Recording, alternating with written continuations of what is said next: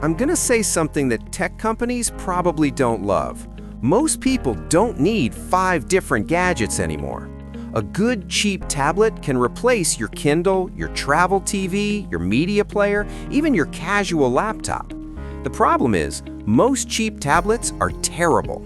So in this video, I'm breaking down 5 that actually make sense. So let's start with the Samsung Galaxy Tab S6 Lite. Now this is one of those tablets that doesn't look impressive on paper. If you're someone who just reads spec sheets, you'll probably scroll right past it. The processor isn't flashy, the screen isn't OLED, and it's not chasing benchmark scores. But once you actually start using it, you realize Samsung built it to solve a very specific problem, replacing a digital notebook and an e-reader while still functioning as a normal tablet. And the biggest reason it works is the S Pen, which Samsung includes in the box. That might not sound like a big deal until you look at how other cheap tablets handle stylus support. Most either don't support one at all, or they make you buy a separate stylus that ends up feeling laggy and inaccurate. Here, the S Pen works immediately, and the writing experience is genuinely good for this price range. Palm rejection works properly, the latency is low enough that handwriting feels natural, and apps like Samsung Notes make it surprisingly practical for everyday note-taking. So for students, meetings, or even casual sketching, this tablet immediately replaces something like a digital notebook, a paper notebook stack, or even a basic drawing tablet. The 10.4-inch 2000 by 1200 display also plays an important role here. It's not the most vibrant screen on the market, but it's sharp and evenly lit, which matters a lot for reading. Long articles, PDFs, textbooks, or ebooks are comfortable to read on this screen, and that means it can easily replace a dedicated e-reader for people who prefer a larger display. Performance is also more stable than most tablets in this price range. The Exynos processor inside isn't trying to compete with flagship chips, but Samsung optimized it well enough that everyday tasks don't constantly stall. You can stream YouTube while browsing, switch between apps, open documents, and it doesn't feel like the system is fighting you every 5 seconds. Battery life typically lands around 10 hours of mixed use, which means you can realistically take it through a full day of classes, flights, or travel without constantly worrying about charging. Build quality is another small detail that helps here. The metal body feels solid and durable, which is important if the tablet is replacing multiple devices you carry around. Now the weakness? Multitasking is fine, but it's not blazing fast. If you try running heavy apps side by side constantly, you'll eventually notice the limits of the hardware. But if your goal is a tablet that replaces a notebook, a reading device, and a casual media tablet, this one actually makes a lot of sense. And that's why it's stayed popular for so long. Next up is something that approaches the idea of gadget replacement from a completely different direction, the Lenovo Tab P12. This one is interesting because it focuses on something cheap tablets usually ignore: screen size and workspace. Most budget tablets sit around 10 inches. That's fine for browsing or watching a quick video, but the second you try to do anything productive, like editing a document or reading large spreadsheets, everything starts to feel cramped. The Tab P12 changes that immediately. It has a 12.7-inch display, which is huge for a tablet in this price category, and that extra space genuinely changes how you use it. Reading long articles feels closer to reading on a small laptop screen. Watching movies or YouTube feels immersive instead of cramped, and split-screen multitasking actually becomes practical. You can have email on one side and a document on the other, or a video lecture on top while taking notes below. That's where this tablet starts replacing something like a budget laptop or Chromebook for light productivity. The processor inside is the MediaTek Dimensity 7050, paired with 8 GB of RAM, which is a smart combination for this price range. Lenovo avoided one of the most common cheap tablet mistakes, starving the device of memory. With 8 GB RAM, the system can keep multiple apps open without constantly reloading them. In real use, that means you can jump between Chrome tabs, video streaming, messaging apps, and document editing without the tablet wiping everything from memory. Battery life usually sits between 10 and 12 hours, which is strong considering the screen size. That makes it practical for long study sessions, travel days, or extended streaming sessions. The display resolution is 2944 by 1840, which keeps text sharp and makes reading comfortable for long periods. Now, in terms of replacing gadgets, this tablet can realistically replace a portable TV, a casual laptop, and a reading tablet all at once. If you're traveling, it becomes your streaming device in the hotel room. If you're studying, it works as a large reading screen for PDFs and lecture material. And if you pair it with a keyboard case, it can handle surprisingly decent document work. The main downside? It's not designed for heavy gaming or demanding creative work. The GPU is fine, but it's clearly tuned for stability rather than raw power. Still, for people who want one large screen that replaces a laptop for light work and a media tablet for entertainment, the Tab P12 is surprisingly practical. Now let's talk about a tablet that fixes one of the most common problems cheap tablets have always struggled with: multitasking and real productivity, the Lenovo Tab P11 Pro 2nd Gen. If you've used enough cheap tablets, you start noticing a pattern. They're usually fine if you're doing one thing at a time. Watch a video, fine. Open a browser, fine. But the second you try to treat it like a real device, multiple apps, split screen, switching between tasks, the whole experience starts falling apart. Apps reload constantly, animations stutter, the system starts feeling like it's trying to catch its breath. The Tab P11 Pro avoids that trap surprisingly well. It runs on a MediaTek Componio 1300T processor with up to 8 GB of RAM, which gives it enough headroom to behave like a proper multitasking tablet instead of a single-task entertainment screen. And that matters if you're trying to replace multiple gadgets. For example, imagine using it on a trip. You can watch a YouTube video on one side of the screen while browsing travel info on the other, or read a PDF while keeping notes open next to it. That kind of workflow normally pushes cheap tablets over the edge. Here, it stays relatively stable. The display is also one of the reasons this tablet feels more premium than its price suggests.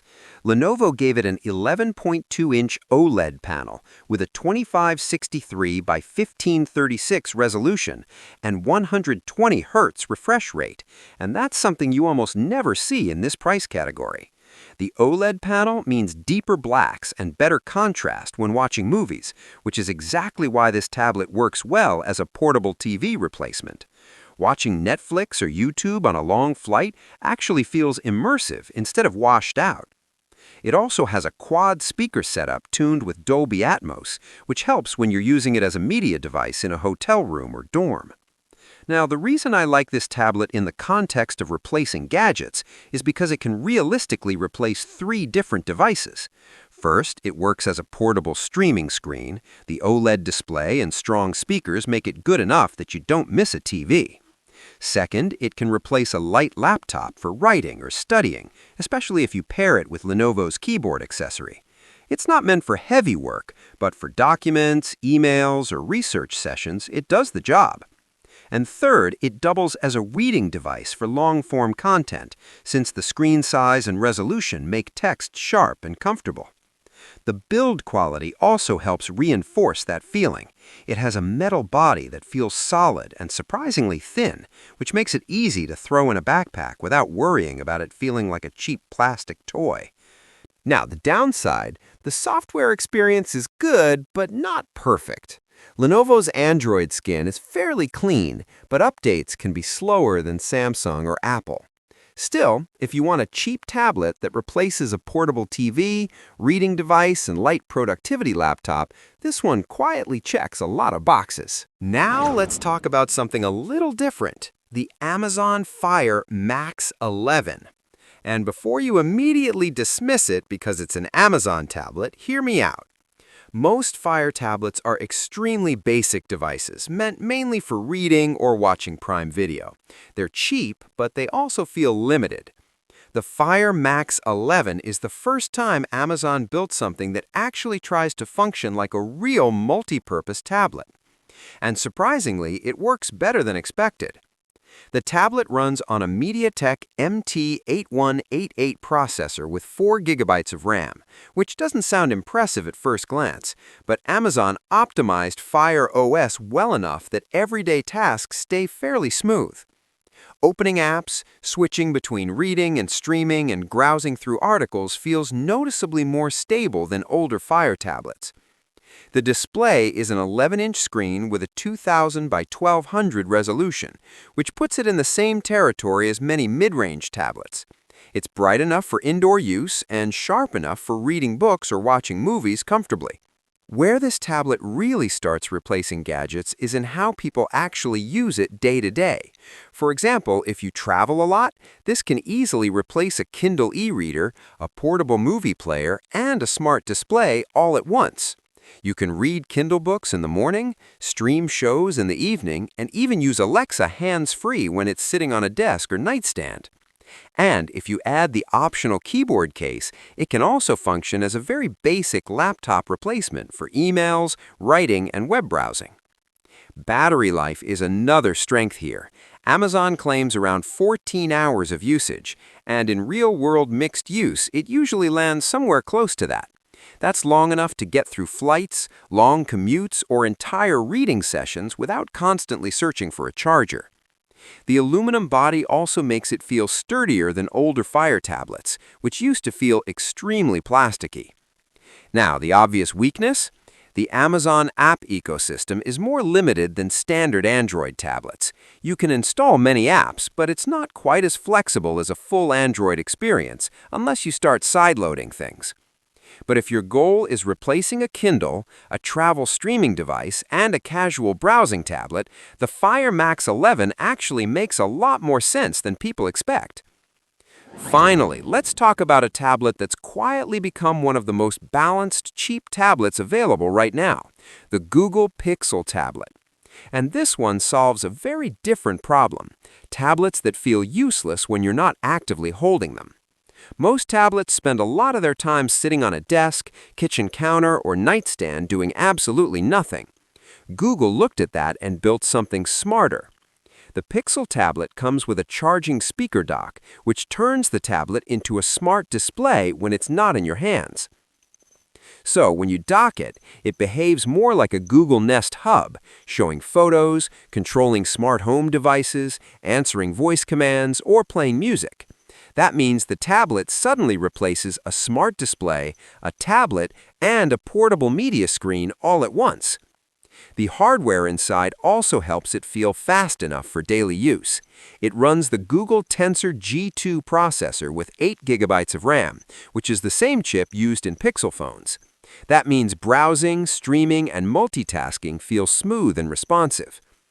The display is a 10.95-inch LCD with a 2560 by 1600 resolution, which keeps text sharp and videos looking clean. It's not the highest refresh rate screen, but the overall clarity and color accuracy make it very comfortable for reading articles, watching shows, or browsing photos. And when you dock it, the speaker dock actually improves the sound dramatically, making it far better for music or video playback than most standalone tablets.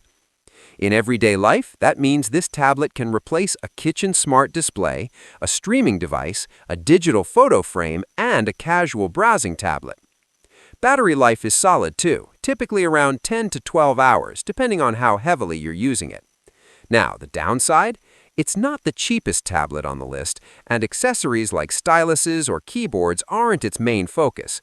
But if you want a tablet that replaces both a smart home display and a personal media tablet, the Pixel tablet is one of the few devices that actually makes that idea work well. Final thoughts. Most cheap tablets still cut corners in the worst places: slow processors, weak multitasking, or screens that make you regret buying them after a week. But the 5 in this video show that if you choose carefully, one affordable tablet can realistically replace multiple gadgets, from e-readers and portable TVs to digital notebooks and even light laptops. So, if you had to pick one tablet to replace the most devices in your daily routine, which one would it be? Let me know in the comments.